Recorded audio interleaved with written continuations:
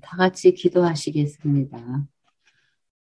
교회의 머리가 되시는 예수 그리스도께서 죽음에서 부활 승천하신 후에 언약의 말씀대로 보내신 진리의 보혜사 성령을 통해 창세전 영원한 때에 구원하기로 예정하신 자들을 말씀으로 부르셔서 성령으로 거듭나게 하시고 성경을 깨닫게 하여 처녀 몸에서 나신 예수님이 구약의 언약대로 오신 그리스도이심을 확실히 알고 믿게 하심으로 전능하신 하나님이 언약의 말씀대로 성취하시는 여호와이심은 물론 그 존재하심과 속성들을 깊이 깨달아 알고 경외하며 섬기게 하시고 그들로 그리스도 안에서 서로 사랑의 교제를 나누며 함께 선한 일을 도모하고 마음과 뜻을 다하여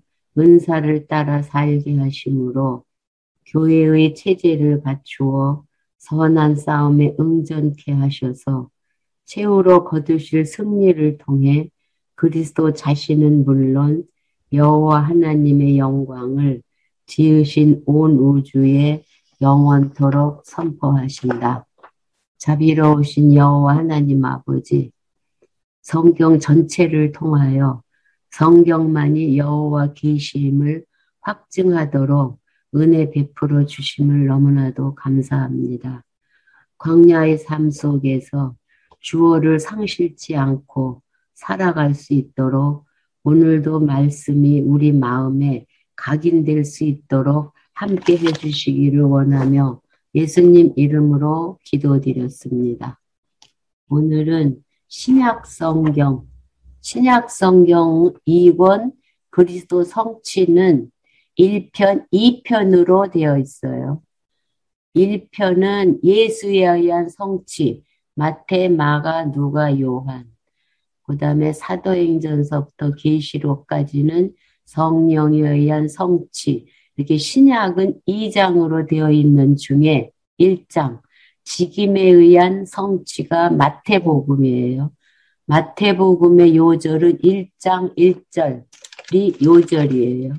1장 1절을 보면 아브라함과 다윗의 자손 예수 그리스도의 세계라 이것이 요절이고 기록은 누가 했느냐 하면 예수님 제자 중에 세리장인 마태가 기록을 한 거예요.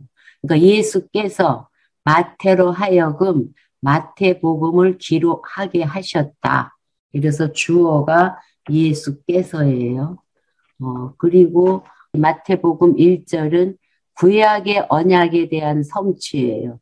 구약의 언약대로 예수가 출생하실 뿐만 아니라 출현하시는 것은 구약의 언약대로 성취해 주시는 내용이고 2절은 선지자 직임에 의한 성취이고 3절은 왕위의 직임에 의한 성취이고 4절은 제사 직임에 의한 성취로 마태복음이 되어 있어요. 그 중에 1장부터 2장은 예수 출생에 의한 성취인데 1장 1절에서 아브라함과 다윗의 자손으로 오신 예수 그리스도의 족보를 통해서 예수가 그리스도임을 증거를 해요.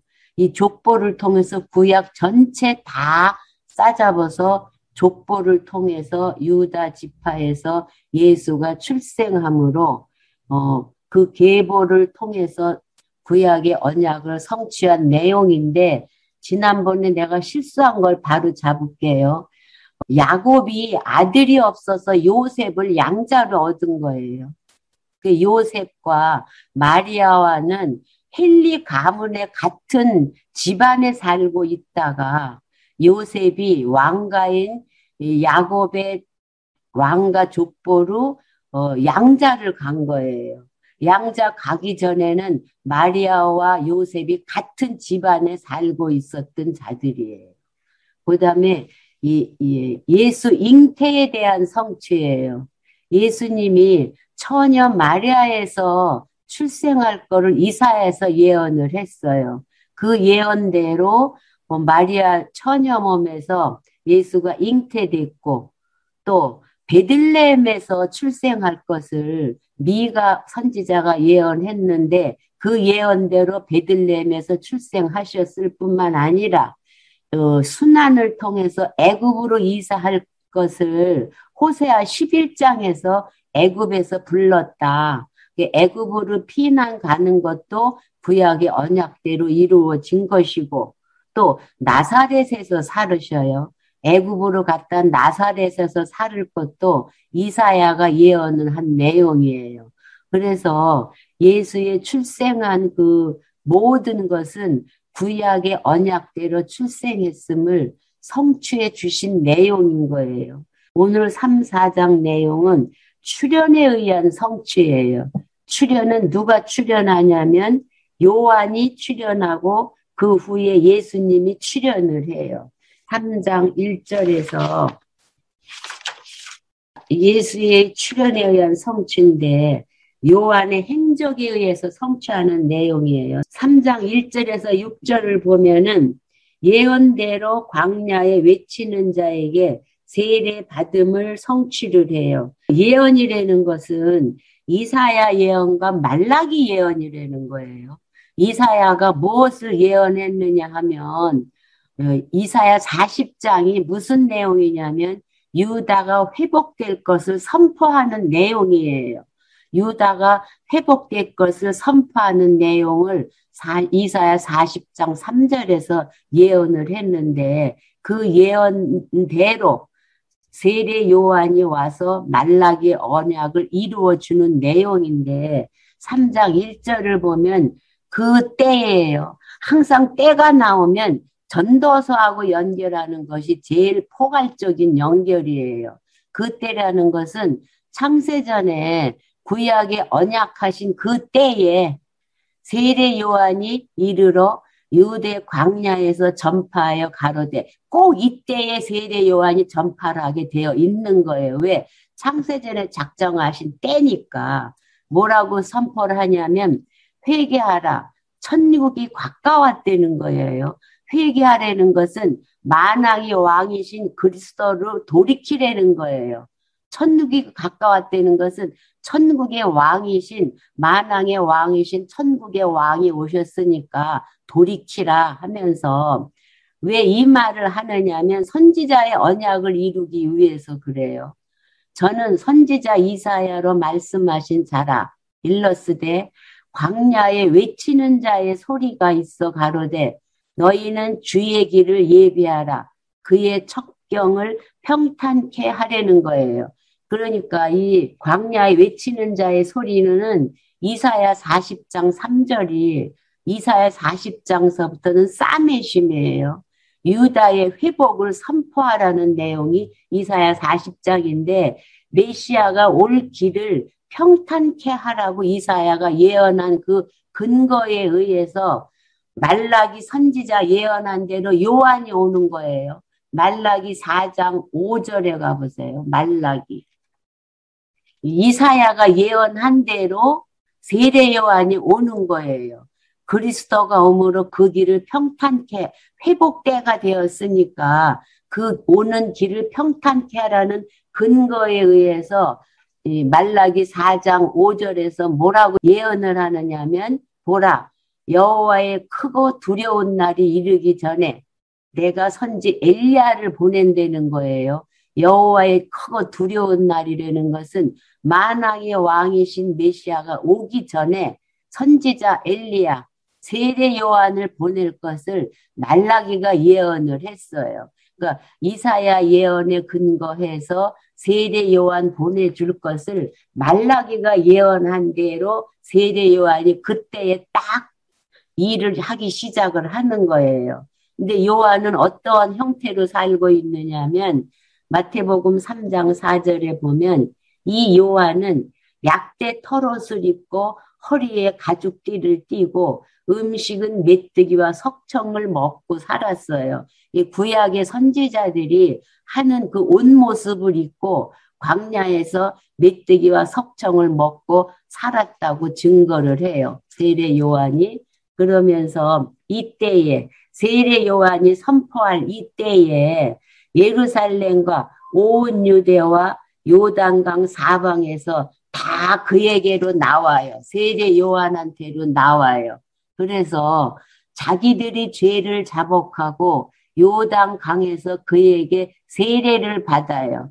요단 강에서 세례 요한한테 많은 사람들이 자기의 죄를 자복하고 세례를 받아요. 이 세례를 받는 데는 의미는 죄인이 된 옛사람을 죽이고 하나님 나라의 백성으로 거듭나서 새 사람이 된다는 의미가 세례예요. 옛사람은 죽고 하나님 백성으로 새 사람이 된다는 의미가 세례예요. 그래서 세례 요한한테 많은 사람이 세례를 받아요. 그래서 7절부터 12절은 세례를 베푸는데 사두개인과 바리새인들이 와요.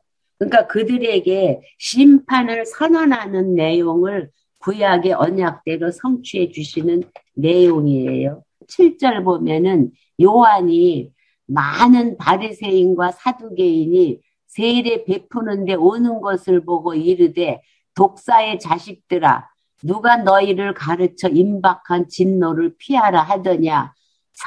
바리새인과 사두개인들이 세례 베푸는 데를 오니까는 독사의 자식들이라 그래요. 독사의 자식들은 첫 아담이 선악을 알게 하는 나무를 따먹게 하도록 유혹한 사단의 자식들이라는 거예요. 바리새인과 사두개인들 보고 그러면서 임박한 진노를 피하라고 하더냐 이래 경고를 하는데 여기서 바리새인과 사두개인은 무엇을 의미하냐면 바리새인들은 아주 우월주의에 빠진 자들이에요. 율법과 전통, 부활, 천사를 다 믿는 자들이에요. 이건 어디로 가면 확인할 수 있냐면 히브리서에 가면 확인할 수 있어요. 우리가 경계해야 할 대상은 유대주의자들인 거예요. 이 바리새인들은 예수보다도 천사, 모세, 아론이 더 우월하다고 믿는 자들이 바리새인들인 거예요. 아주 자기네가 최고다. 이런 우월주의자들이에요. 그리고 사두개인은 모세 오경 이외에는 아무것도 인정을 안 해요. 부활도 인정을 안 하고 천사도 인정을 안 해요. 모세 오경만 인정하는 이성주의자들이에요. 사람들이 이해하는 쪽으로만 믿는 자들을 사두개인, 부활을 믿지 않는 자들이에요. 이런 자들이 세례받는데 오니까 경고를 하는 거예요. 그러므로 진노를 피하려고 하느냐 하면서 그러므로 회개에 합당한 열매를 맺고 유대주의에서 돌이켜서 성령에 합당한 열매를 맺으려고 너네 세례를 받으러 오느냐 그러면서 속으로는 어떻게 생각을 하냐면 아브라함이 우리 조상이라고 생각지 말라는 거예요. 이제 구약이 아니고 아브라함 조상이 아니라 하나님의 백성으로 살아가야 되기 때문에 내가 너희에게 이르노니 하나님이 능히 이 돌로로도 아브라함의 자손이 되게 하신다 그러면서 사두개인과 바리새인들에게 경고를 하는 거예요. 너희는 독사의 자식들이라고 그러면서 10절에 이미 도끼가 나무 뿌리에 놓였어요. 이미 사두개인과 바리새인들 진노할 도끼가 나무에 딱 찍혀 있다는 거예요. 좋은 열매 맺지 않은 나무마다 다 찍어서 불에 던지울 자라는 거예요. 사두개인과 바리새인들은. 그러면서 나는 너희로 회개케 하기 위하여 물로 세례를 주어요. 그 요한이 세례하는 것은 아주 육신적이고 형식적인 세례라는 거예요. 세례 요한이 주는 세례는. 그런데 내 뒤에 오시는 이는 세례 요한보다 능력이 많으시니 나는 그의 신을 들기도 감당치 못하도록 능력이 있는 자가 세례 요한 뒤에 오신다고 하면서 그는 어떠한 세례를 베푸는 자냐면 성령과 불로 너희에게 세례를 주실 것이라는 거예요. 성령과 불로 세례를 준다는 것은 하나님의 백성은 성령을 주어서 하나님의 백성을 깨닫게 하고 하나님의 백성이 아닌 자는 마지막에 불로 심판할 자가 세례 요한 뒤에 오신다고 하면서 그가 손에 키를 들고 자기의 타작 마당을 정하게 하사 알곡은 모아 곳간에 들이고 하나님의 백성, 성령으로 거듭난 하나님의 백성은 천국에서 살게 하고 불로 심판받을 택한 백성이 아닌 자는 쭉정이는 꺼지지 않은 불에 태운다. 택자는 영원히 천국에 살게 해주고 택하지 않은 백성은 지옥에 살게 해준다고 이 세례를 베푸는 데 오는 바리새인과 사두개인에 대한 심판을 선언함으로 예수가 구약을 성취하러 온 그리스도임을 증거하는 내용인 거예요. 그러니까 광야의 행적에 의해서 구약의 언약을 성취하러 오신 그리스도임을 증거를 하면서 이제는 요단강 세례에 의한 성취예요. 요단강 세례에 의한 성취. 이때에 그러니까 사두개인과 바리새인들에게 경고하고 그때에 예수께서 갈릴리로서 요단강에 이르러 요한에게 세례를 받으려고 해요.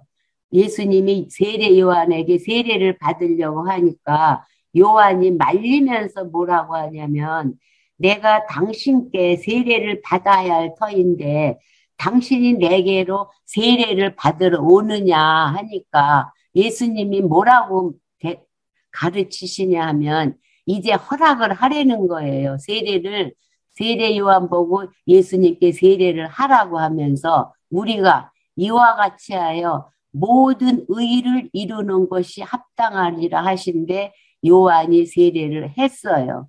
여기에서 모든 의라는 거는 구약 전체를 말을 하는 거예요. 예수님이 요한복음 5장 39절에서 구약은 나에 대해서 증거한 거라고 그랬어요. 또 누가복음에서도 율법과 선지자의 글과 또 시편이 나에 대해서 증거한 거라 그랬어요. 이 구약의 모든 것을 이루어야 되기 때문에 나에게 세례를 주라고 해서 세례를 받았어요. 이 세례도 가까이에는 구약의 언약을 성취하러 오신 그리스도이고 크게 해석을 하자면 모든 의라는 것은 구약은 다 예수 그리스도에 대한 언약이기 때문에 그것을 다 이루어야 돼서 세례를 베풀으라고 하고 또 좁게 생각하면은 노아 홍수 때 또 홍해 사건 세례를 이루어 주시는 내용인 거예요. 가깝게는 하나님께 불순종하는 모든 자들은 물속에 다 죽이고 노아의 8가족만 살려줬어요. 그것도 세례 사건이고 또 애굽에서 종살이할 때에 홍해에서 건널 때에 애굽은 다 죽이고 하나님의 백성을 구원해준 그 사건도 다 구약의 세례 사건이에요. 이 구약의 세례 사건을 이루어 주기 위해서 예수님이 세례 요한한테 세례를 받는 내용이에요. 그리고 16절부터 17절은 요한의 세례와 성령의 임함과 하늘로서의 소리로 성취함을 증거하는 내용인 거예요. 16절 보면은 예수께서 세례를 받으시고 예수께서 세례를 받으셨다는 것은 계시적 의미가 있어요. 예수가 그리스도임을 확증을 하는 거예요. 구약을 다 이루신 예수가 그리스도이다. 이거를 확증하는 것이 예수께서 세례를 받으시고 곧 물에서 올라오실 때에 하늘이 열리고 하나님의 성령이 비둘기같이 내려 자기 위에 임하심을 보시더니 하늘이 열린다는 건 에스겔에서도 에스겔이 궁창 위에 하나님의 보좌를 열려서 보여주듯이 하늘문이 열린 거예요.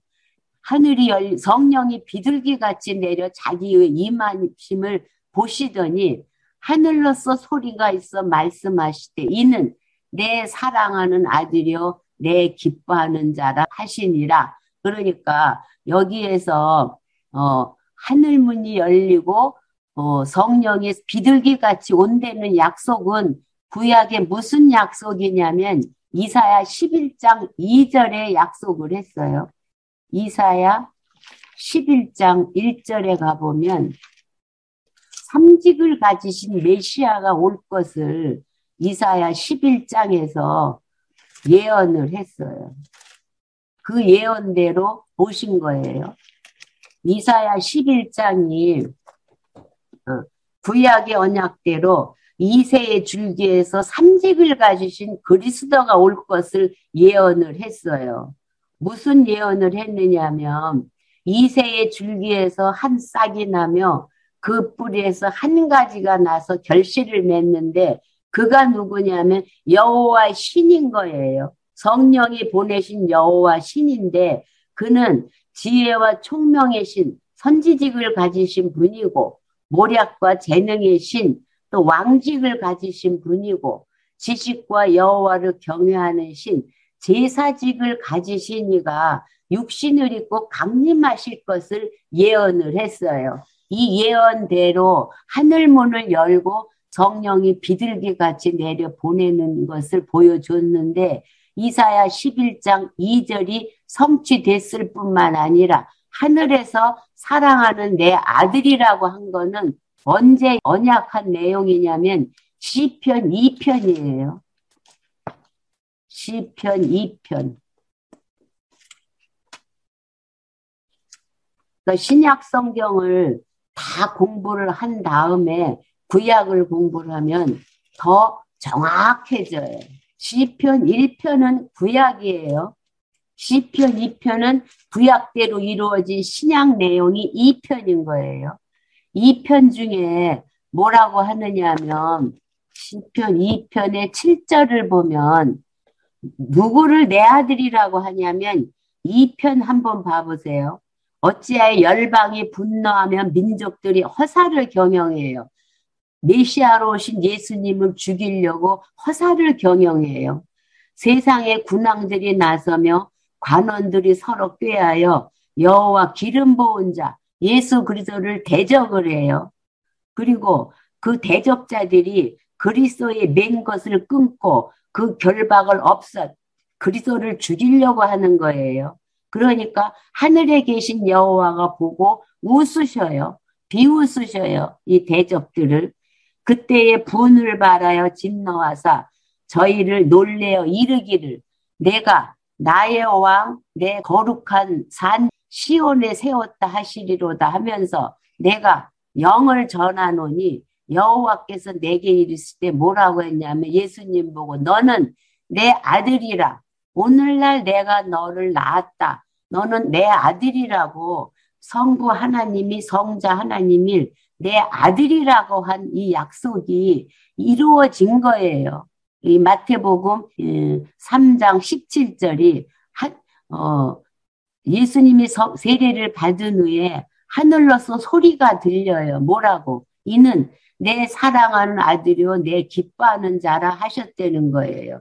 그러니까 시편에 2편 7절이 구약의 언약대로 성취된 내용인 거예요.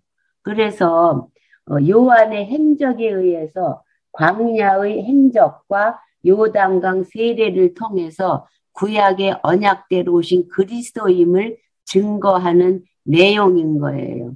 4장부터는 예수의 행적에 의해서 성취를 해요.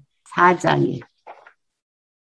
그 때에 나와요. 세례 요한이 행적을 통해서 예수가 그리스도라고 증거한 그때 또 좁게 말하면 성부 하나님이 예수님이 내 아들이라고 증거한 그 때에 이 때는 정해져 있어요. 이 때에 바로 일어나야 될 일인 거예요. 4장 1절에서 4절을 보면은 돌들로 떡이 되게 하라는 마귀 유혹을 물리침으로 구약을 성취한 내용인 거예요. 그때에 하나님의 아들이라고 성부 하나님이 칭한 그때에 하나님의 아들인 예수께서 성령에게 이끌려 마귀에게 시험을 받으러 광야로 가요. 그러니까 마귀의 이끌림을 받아서 광야로 가는데 원리로 따지자면 예수께서 마귀로 하여금 나를 시험하게 하신 거예요. 그래서 40일을 밤낮으로 금식한 후에 줄였어요. 육신의 소욕으로 마귀를 물리치는 것이 아니라 성령의 능력으로 물리쳤음을 깨닫게 하려고 48 금식 후에 마귀를 통해서 시험하게 하신 거예요. 시험하는 자가 예수께 나와서 뭐라고 하냐면 내가 만일 하나님의 아들이어든 명하여 이 돌들이 떡덩이가 되게 하려는 거예요. 내가 하나님의 아들이면 넉넉히 이 돌들로도 떡덩이가 될 수 있게 할 수 있지 않느냐 해보려는 거예요. 여기에서 천국의 왕으로 오신 예수님과 마귀는 동등 관계가 아니에요.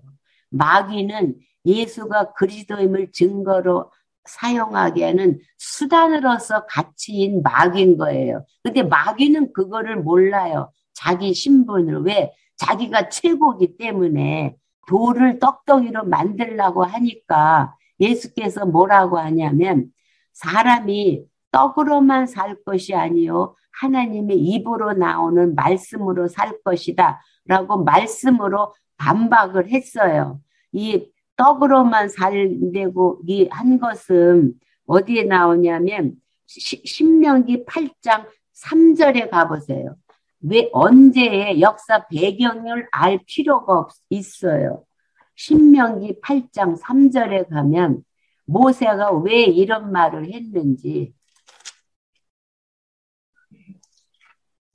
신명기 8장 3절 이 말을 모세가 왜 하냐면 너희들이 40년 동안 광야길을 걷게 한 목적을 말을 해준 거예요. 너희들 왜 40년 광야길을 걷게 했는 그 목적을 뭐라고 말을 하냐면 너를 낮춰요.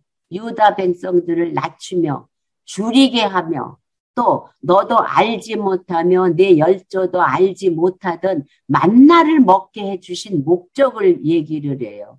사람이 떡으로만 사는 것이 아니요 여호와 입에서 나오는 모든 말씀으로 사는 줄로 너희 알게 하려고 만나를 먹여주셨다는 거예요. 장차로 만나러 오실 택한 백성은 그리스도의 말씀으로 살 것을 장차 깨닫게 하려고 40년 동안에 만나를 먹게 해주셨다는 것을 모세가 가르쳐줘요. 이 모세가 가르쳐준 말씀으로다가 예수님이 사단에게 반박을 했어요. 그래서 돌들로 떡이 되게 하라는 마귀 유혹을 물리침으로 구약의 언약을 성취한 내용이고 이제 두 번째 유혹이에요. 5절부터 7절은 성전 꼭대기에 대록한 마귀의 유혹을 물리침으로 성취를 하셔요. 5절에 보면 이에 마귀가 예수를 거룩한 성으로 데려다가 성전 꼭대기에다가 세워요. 그리고 뭐라고 하냐면 내가 만일 하나님의 아들이어든 뛰어내리라는 거예요.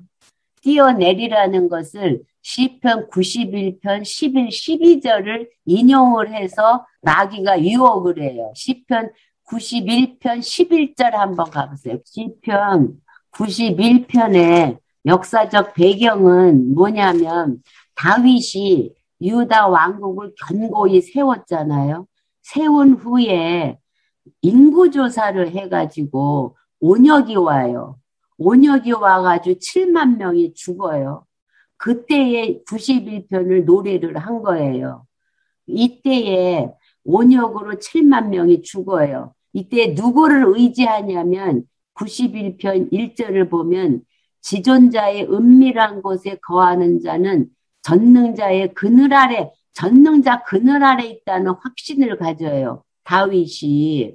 그리고 내가 여호와를 가리켜 말하기를 나는 여호와가 피난처고 요새고 의뢰하는 하나님이라는 거예요. 다윗이 의뢰하는 하나님이라고 하면서 이는 저가 너를 새 사냥꾼이 올무에서와 극한 연병에서 건져줄 확신을 딱 가져요.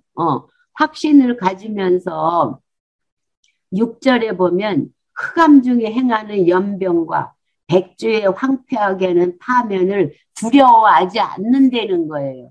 반드시 다윗 왕국을 견고케 세워주신다는 확신을 가져요. 그러면서 부르는 거예요. 11절. 저가 너를 위하여 그 사자들을 명해서 여호와께서 사자들을 명해서 내 모든 길, 다윗의 가는 길을 다 지키게 해주실 뿐만 아니라 저희가 그 손으로 너를 붙들어 발이 돌에 부딪히지 않게 해주신다는 여호와가 다윗을 보호해준다는 확신을 가진 근거를 가지고 사단이 유혹을 하는 거예요. 이런 너 돌에 안 붙인다고 약속했으니까 뛰어내리라고 해요.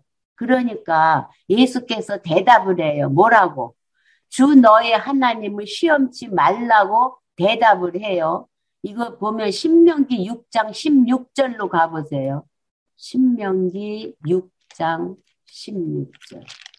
신명기는 이게 무슨 내용이냐면 10절 한번 가보세요. 신명기 6장 10절에 가면 네 하나님 여호와께서 네 열조 아브라함과 이삭과 야곱을 향하여 네게 주리라 맹세하신 땅으로 너네 반드시 가나안 땅에 들어가 사는데 어떻게 살게 되냐면 11절에 내가 채우지 않은 아름다운 물건 가득한 집을 얻게 하시며 내가 파지 아닌 운물도 얻게 하시고 포도나무와 감람나무를 통해서 아주 풍성하게 배불리 먹게 살게 해 주신다는 거예요.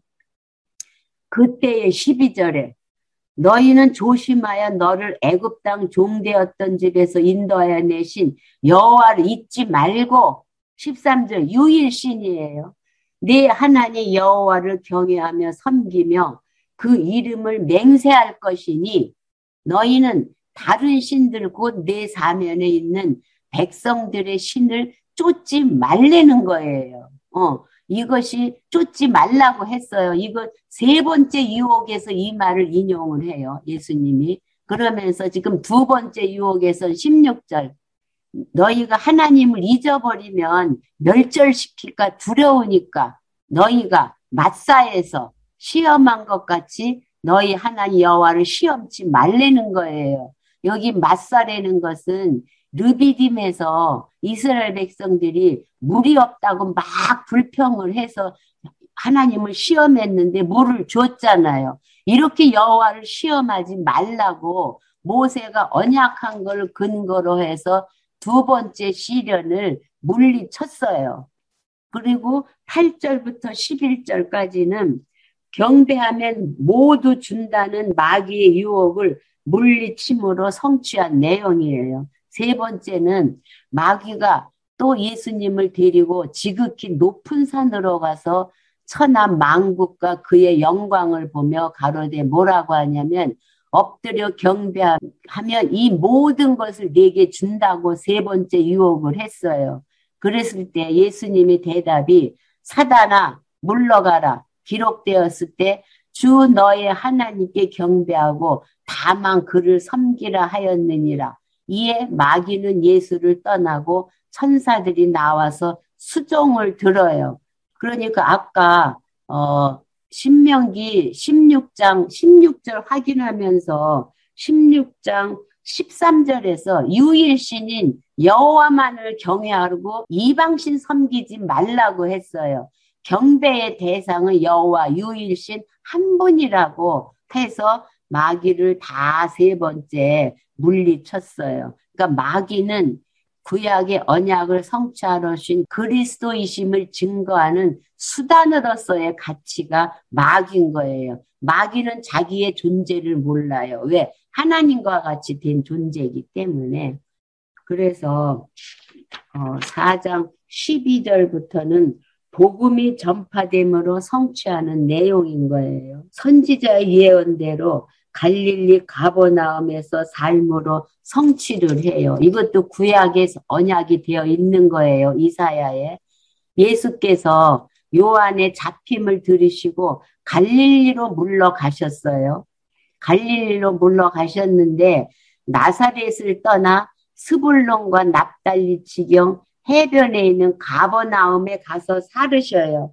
이거 갈릴리를 물러가서 갈릴리에 살으셔요. 스불론과 납달리 땅이 있는 가까운 가버나움에 살 것도 이사야가 예언을 했잖아요. 이사야 9장 1, 2절에 보면 메시아가 오시면 북쪽이 망하고 메시아가 오시면 스불론 땅과 납달리 땅과 요단강 저편 해변 갈릴리에 사실 것이 이사야 9장 1, 2절에 언약이 되어 있어요. 북쪽이 망한 후에 북쪽 땅인 갈릴리 해변인 가버나움에서 살으셔가지고 스불론과 납달리와 이방 갈릴리에 복음이 전파될 것을 이사야 9장 1, 2절에서 언약을 했어요. 이 언약이 이루어진 거예요. 그래서 흑암에 앉은 백성이 큰 빛을 보았고 사방의 땅과 그늘에 앉은 자들에게 빛이 비추었어요. 이사야의 언약하신 대로 갈릴리 땅에 복음을 전파하게 하신 내용을 들어서 구약의 언약대로 갈릴리 가버나움의 삶으로 갈릴리의 복음이 전파된 것을 이사야 예언이 이루어진 것을 증거를 해요. 그러면서 17절부터 22절은 복음을 전파하며 제자들을 불러 따르도록 함으로 성취하신 내용이에요. 이 때에 그러니까 갈릴리 지역에 복음이 전파될 그 때예요. 예수께서 비로소 전파에 뭐라고 하냐면 회개하라. 천국이 가까웠다는 거예요. 이 천국이 가까웠다는 것은 하나님의 나라의 왕이라는 거예요. 영원한 왕이에요. 천국의 왕, 영원한 왕, 5대 속성을 다 가진 왕이에요. 그러니까 돌이키라는 거예요. 그러면서 갈릴리 해변에 다니시다가 두 형제, 곧 베드로라 하는 시몬과 그 형제 안드레가 바다에 그물을 던지는 것을 보시니 저희는 어부예요. 그 어부에게 말씀하시되 나를 따라오너라 내가 너희로 사람 낚는 어부가 되리라 하시니 그물을 버리고 예수를 쫓아요. 그 예수님은 천국의 왕이라는 것은 5대 속성을 가진 메시아, 구약에서 언약한 메시아가 오셨다는 거예요. 그러니까 절대자인 거예요. 명령을 하면 지남철에 쇠붙이가 붙듯이 다 수행케 될 때는 절대 주권을 가지신 메시아의 명령을 따를 수밖에 없는 자라는 거예요. 제자들이. 그래서 거기서 더 가시다가 다른 두 형제, 곧 세베대의 아들 야고보와 그 형제 요한이 그 붙인 세베대와 한 가지로 배에서 금을 깁는 것을 보고 또 부르셔요. 부르니까 저희가 곧 배와 부친을 버려두고 예수를 쫓아요. 절대적인 주권적 섭리로 부르시는 데는 항거할 수가 없어요. 5대 속성을 가지신 천국의 왕이 오셔서 내가 천국의 왕으로 왔다 하면서 복음을 전파함으로 성취한 내용이고 23절부터 25절은 갈릴리에서 복음을 전파하며 모든 병을 고침으로 구약의 언약을 성취하러 오신 그리스도이심을 예수께서 마태로 하여금 증거하게 하신 거예요. 23절 보면 예수께서 온 갈릴리 두루 다녀요. 온 갈릴리에는 스불론 납달리 이 땅 이사야가 예언한 대로 그 땅을 두루 다니면서 회당에 가르치시면서 천국 복음을 전파하시며 백성 중에 모든 병과 모든 약한 것을 다 고쳐줘요. 이건 구약의 언약을 성취하러 오신 그리스도임을 표적인 거예요. 믿고 안 믿고 상관이 없어요. 모든 병과 모든 약한 것을 다 고쳐주셔요. 그래서 그 표적 일으키는 소문이 온 수리아, 유다의 북쪽 땅 전체까지 다 번져요. 그러니까 사람들이 모든 앓는 자, 곧 각색병과 고통에 걸린 자, 귀신 들린 자, 간절한 자, 중풍병 들린 자를 다 데려오니까 저희를 다 고쳐주셔요.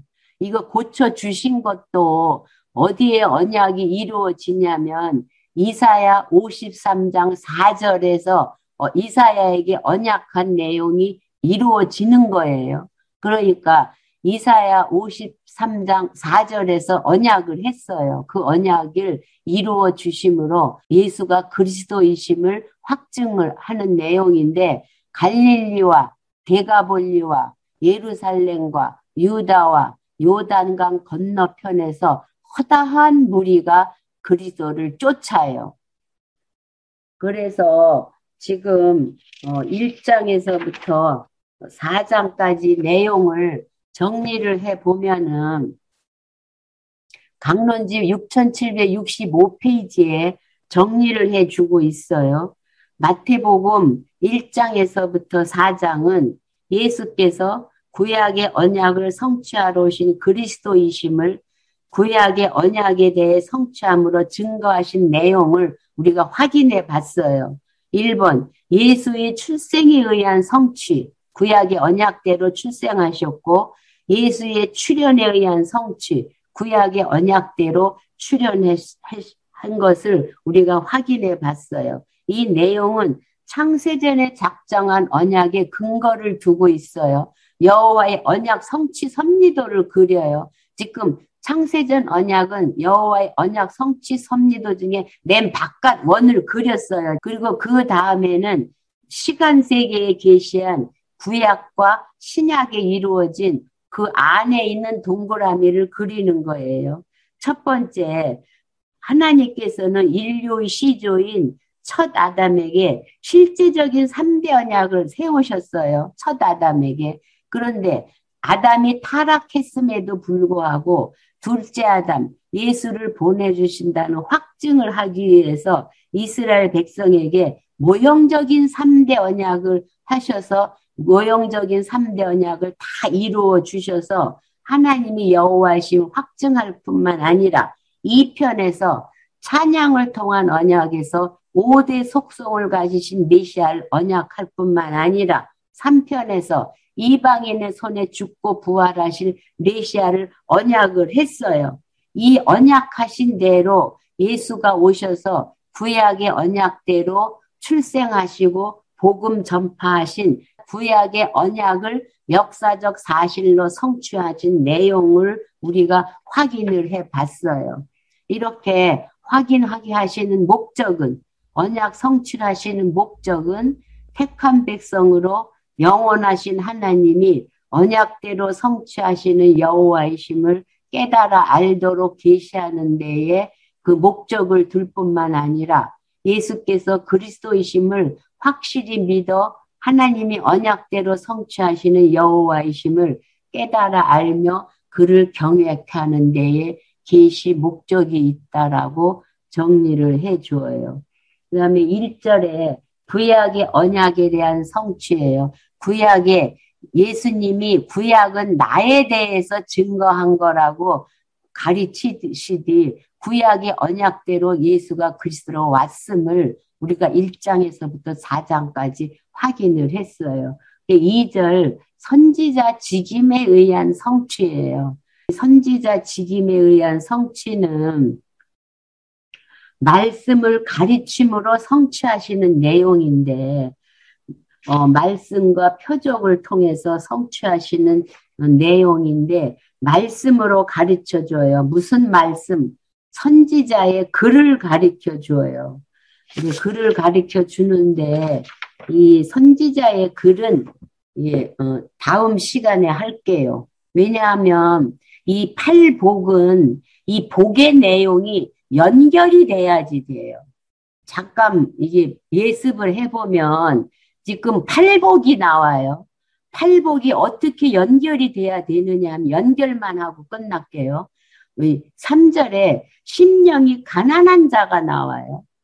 심령이 가난한 자, 애통하는 자, 온유한 자, 의에 줄이고 목마른 자, 긍휼히 여기는 자, 마음이 청결한 자. 여기까지는 이게 선지서에서 때리심이 나오는 거예요. 때리심의 내용이고 화평케 하는 자, 의를 위하여 핍박을 받는 자는 싸매심인 거예요. 선지서 전체 내용이 여기에서 뽑고 싸매심이 이 내용과 연결이 돼야 이것을 풀어갈 수가 있어요. 어떤 자의 무리가 아닌 거예요. 이 본문을 자세히 보면 이 본문이 연결돼 있어요. 어떻게 연결돼 있냐면 심령이 가난한 자는 지금 구약 백성들은 아수르 제국, 바벨론, 헬라 제국에게 많은 핍박을 받아서 때리고 싸매고 뽑고 심고 멸하고 세우심을 당했잖아요. 그런데 이 예수님이 오신 시대에는 로마 시대에 사내들인 공회원들에게 다 착취를 당하고 육신적으로 괴로움을 당하고 있는 거예요. 때리심이 아직 있는 거예요. 그래서 심령이 가난할 뿐만 아니라 다 착취당하고 없기도 하고 그래서 심령이 가난하고 애통해요. 심령도 가난해서 다 착취를 당해서 곤욕도 육신적으로 힘들기도 하지만 죄에 얽매여서 애통도 당해요. 그래서 심령이 가난하고 애통하는 자는 그 고통을 받고 사는 자가 온유한 자예요. 그 고통을 받고 사는 자는 그리스도가 오기를 목마르게 기다려요. 그래서 대적을 자기 손으로 대적을 물리치지를 않고 대적을 다 긍휼히 여겨요. 그래서 마음이 정결해서 하나님만을 바라보고 살게 되는 환경을 허락하신 거예요. 아주 목마르게 기다리고 하나님만을 바라보고 살게 하다가 9절에 메시아가 와서 화평케 하는 복음을 전해서 하나님의 자녀, 싸매심을 받아요. 하나님의 자녀가 될 뿐만 아니라 그리스도를 위해서 핍박받는 것을 즐거워해요. 그래서 이 팔복 안에는 선지서 내용이 다 함축되어 있어요. 로마 시대에 핍박을 받는 자들에게 그리스도가 와서 복음을 전해서 화평케 하는 복음을 깨달아서 하나님의 자녀로 삼아 주셔서 그리스도를 위해서 핍박받는 것을 즐겁게 한다. 이렇게 전체적으로 이 흐름의 내용이 이해가 돼야 팔복을 해석을 할 수가 있어요. 이게 그렇게 좀 간단하지를 않는 것 같아서 오늘 이렇게 간단하게 설명을 하고 권사님들이 생각을 좀 많이 해보세요. 강론집을 읽으시면서 선지서 전체 내용이 여기에 함축되어 있다. 이런 개념을 가지고 그리고 다음에 5장부터 다시 확인을 해볼게요. 주기도문으로 마치겠습니다. 하늘에 계신 우리 아버지, 이름이 거룩히 여김을 받으시오며 나라의 임하옵시며 뜻이 하늘에서 이룬 것 같이 땅에서도 이루어지이다. 오늘날 우리에게 일용할 양식을 주옵시고 우리가 우리에게 죄 지은 자를 사하여 준 것 같이 우리 죄를 사하여 주옵시고 우리를 시험에 들게 하지 마옵시며 다만 악에서 구하옵소서. 대개 나라와 권세와 영광이 아버지께 영원히 있사옵나이다. 아멘.